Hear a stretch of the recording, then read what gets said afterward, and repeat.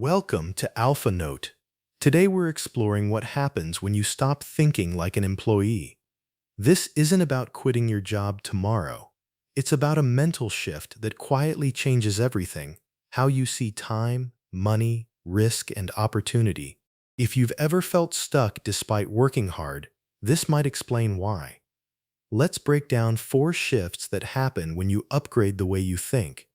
Here's shift number 1. Stop asking what does it pay and start asking what does it build. Most people evaluate opportunities through one lens: the paycheck.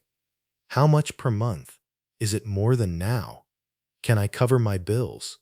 That's not wrong, but it's dangerously narrow. Because when you only optimize for immediate income, you ignore something far more powerful: the compound value underneath. Think about it this way. The best opportunities often look underwhelming at first. Maybe it pays less. Maybe the title isn't as impressive.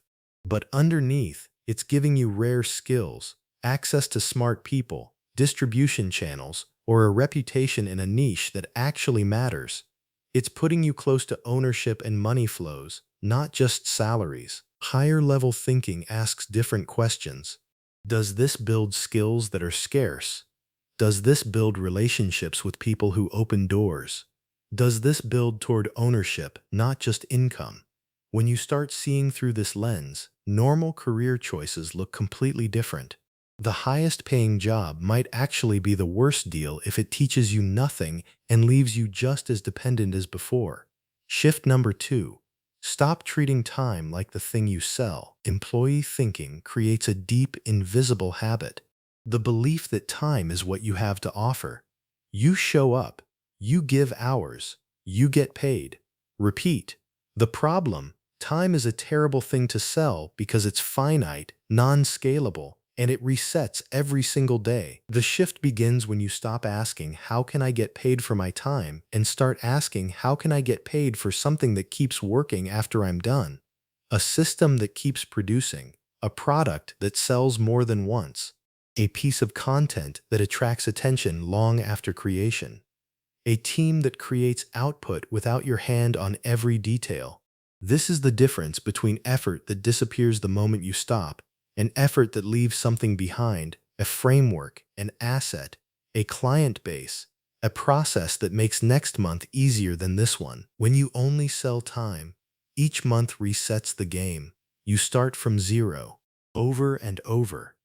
Shift number 3. Start caring more about leverage than raw effort. We've all heard it. Work hard and good things will happen. And sometimes that's true. Hard work matters. But here's what nobody tells you. Effort alone doesn't change your structure. A lot of people work incredibly hard for decades and still feel trapped.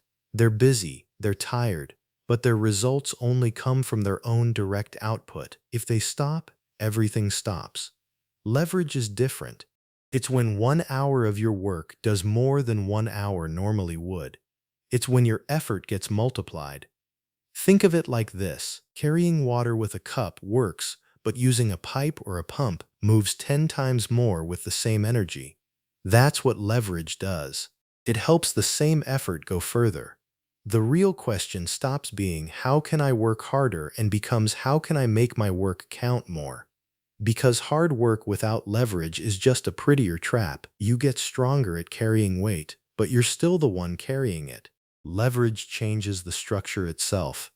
Your work can spread, last longer, reach more people, and keep building value long after the first effort is done. People who move furthest aren't always the ones who push hardest. They're the ones who build the best multiplier. And shift number 4. Stop optimizing for safety and start optimizing for optionality. Most people want safety, and that makes sense. A stable job, a clear path, predictable income, fewer surprises. But here's the hidden danger. Sometimes the safest-looking choice quietly makes you fragile. If all your security comes from one paycheck, one company, one path, then your entire life depends on that one thing staying the same. And life never stays the same. The higher level goal shifts from "is this safe" to "does this give me options?"